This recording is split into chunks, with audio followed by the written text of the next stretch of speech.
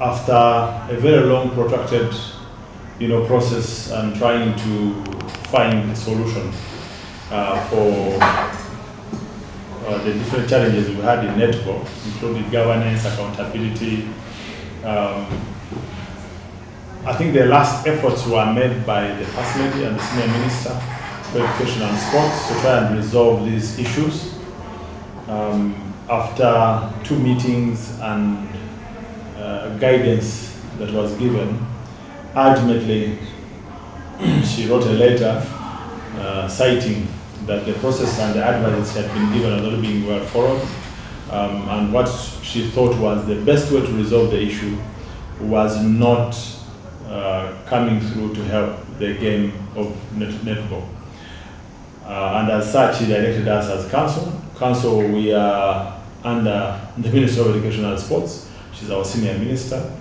But also I must mention that earlier on we had written to her after taking decisions as a board, citing all these challenges, seeking her guidance, and reminds me that that's how she started the whole process. So the guidance that came to us was to follow through with the law and handle the matters, citing challenges that the guidance that she gave was not being followed. So the letter was addressed to me. I received the letter from our senior minister. Immediately, I informed the chairperson of the technical committee of National Council of Sports, because such matters of federations and resolving of such matters are handled by the technical committee of National Council of Sports. They scheduled a meeting, issued 2 notices to Uganda Netball Federation, requesting them to come and show cause on why the certificate of registration should not be withdrawn. I must mention that the law provides for withdrawal of the certificate as the only right intervention to do in case federations fail to adhere to the rules and regulations as stipulated by the law and by the SI instrument. You cannot go to Netball Federation and remove a president. You can't go to any federation and remove a president. They are private organizations. They are governed by their own constitutions. So you cannot go there to make changes. They can exist, do whatever they want to do without government. But once you come to government and the government recognizes that you are the federation that is responsible for that sport, you are bound to work within a certain framework. If you change and you are no longer following those set guidelines, the only thing for government to do is terminate that relationship and say that now you are no longer that federation that we had entrusted with developing this sport. So that's what the law gives us. Of course, it's a very tough decision when it comes out, but there has to be a way that government can regulate. We are also regulators of sport. National Council of Sports is also a regulator of sports in the country. We are tasked with the growing sport, with the ensuring there's infrastructure and so many other things, but also to regulate sport. And this is the provision. So the beauty is that the new law gives a new provision now to what happens beyond this point. Before, this wasn't there. And if you go to the new law on the matters of withdrawing a certificate, which I can read verbatim, and I believe it is, I think it's under 15. It will be clear on what happens when there are these kind of issues. And it talks about cancellation of certificate of registration. This is the new law 22, the Sports Act 2023. That the council may cancel, the National Council, meaning National Council of Sports, may cancel a certificate of registration issued under this act where the council is satisfied that the National Sports Association, that the association or a National Sports Federation has violated the terms and or conditions of the certificate of registration. It goes on to say that the same might happen if the National Council of Sports, National Sports Association or the National Sports Federation no longer meets the requirements for registration of a national sports association or national sports federation. It again says that if also the national sports association or federation has breached the provisions of the Act or any law. Then also said the registration was procured through misrepresentation or non-disclosure of material facts. Or if the National Sports Association or Federation is no longer recognized by the international sports governing body to which the National Sports Association or the National Sports Federation is affiliated. Or the National Sports Association or Federation no longer serves the purpose for which the registration was given. And that is the F that was cited, among other things. So there are different ways in which a federation can lose that registration certificate. But then at the end is what you're asking, the provision thereafter. Then what happens?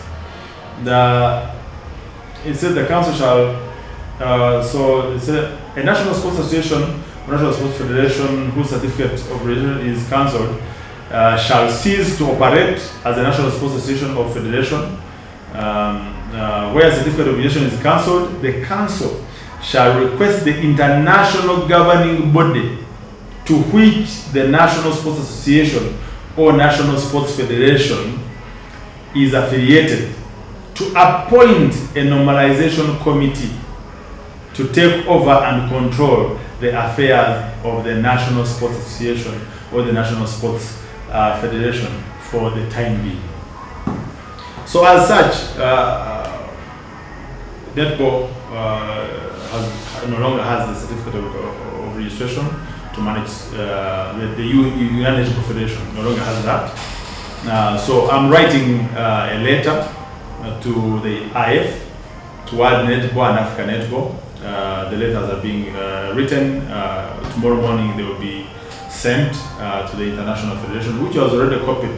They were already copied in the letter from the First Lady and the Minister of Education and Sport.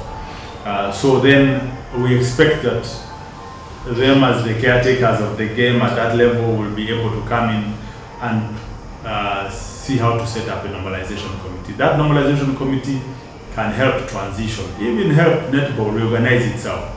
But also I must mention that the doors of council are open.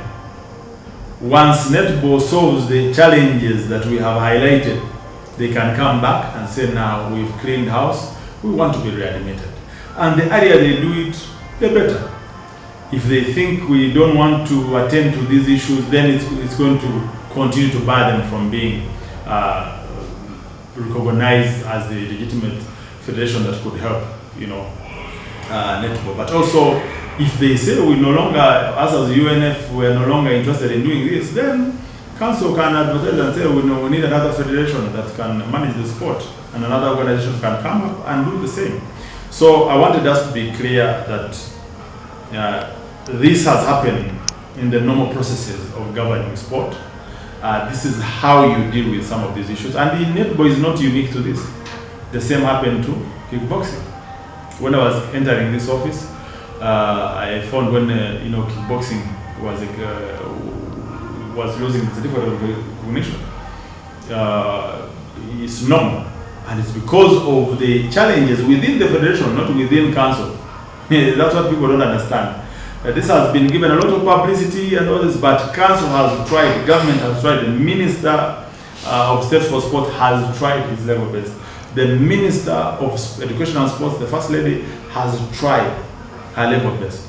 So you cannot take council and government as a hostage because now you lead a federation. You think you can run things a certain way without adhering to the law. So the law has to apply. We are a regulator, like I mentioned earlier on, and we have to come out and take the tough decisions. So I want to first of all thank the Minister for giving his time. I think really, and you've been following this matter as Uganda's media. We had 2 meetings at State House over these same matters with all the top technocrats. And by the time she came out to write this letter, for sure, she had tried to push to the limit to help netball. But we want our girls to continue to play netball. We want netball to continue to thrive in this country. We might go over this hump and even see better days. We will try our best. If the International Federation, after writing to them, if they want to engage with us, we'll be open with them. I have already had a discussion with one of them on the phone, because I want them. Most of these people, we know them. They are our friends. We've been supporting sports. They appreciate what the government has been doing. So they are waiting for the letter. They will sit and deliberate on the matter. I think they have a meeting tomorrow where they will table this letter. And then they will come back to us. They write officially back to us as government and tell us on what they think is the way forward. The beauty is that the law has already provided for what happens next after this withdrawal, which was not there. That's the beauty of this new law. So the sport is still in safe hands. Netball might not be in full control of the sport, UNF, but the IF will be in full control of the sport and able, hopefully, to help the sport continue to grow. The decision that we could have taken, no decision taken would have impact. For sure, what we've gone through over 2.5 years, I found this matter at council. There's been already an impact. What even you might not quantify on the image of sports in this country, on everything, with the lies and so many things that have been happening. So there's always impact. It's going to be, but what you want to see is at the end of this, what happens. Okay? If things were happening normally, we have 51 federations. How come there's only this one? How come? Ask yourself. You were going to watch basketball now. They are handling things. They are still, handling. So this is coming. We have come to this point because of a challenge in the governance of the federation. So it's going to impact netball in the country. It's going to impact the momentum that we could have had. It was going to impact some persons who are of special interest, but ultimately we hope that it will reshape sport. Because also continuing on that trajectory, if you see some of the matters that were raised in the letters that were written to them to come and show cause, some are very grave matters. And actually one of the other things that we have taken as a resolution of council is that we are saying that a forensic audit should be done. We're going to write to the Auditor General that a forensic audit should be done on the monies that have already been given. We have given money for the World Cup. We gave them money even for this last quarter. Some funds are not yet utilized. So the government has done its part. It has funded netball. Okay, but now there are issues. You have new accounts being opened up with the forged letters of people who left council so many years from now. You cannot allow that impunity to continue happening in sport. You can't, because at the end of it there will be a much bigger problem than what you already have at your hands. So there will be an impact that ultimately this comes back to the fraternity of netball, that you must be able to own what has been happening, to own how to move from this stage to the next stage. You must be able to reorganize yourselves, sit and find a solution, because the solution lies within what we have just highlighted. We are saying these are the challenges. If you believe that you want to move forward, solve those issues, come back. But also, when the international body, and I imagine they will also have to try and come in. Of course, they will not work remotely.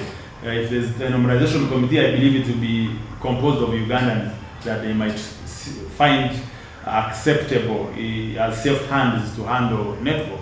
So whoever is going to be put in place, let them work with the normalization committee if it happens, and quickly resolve the issues and come back.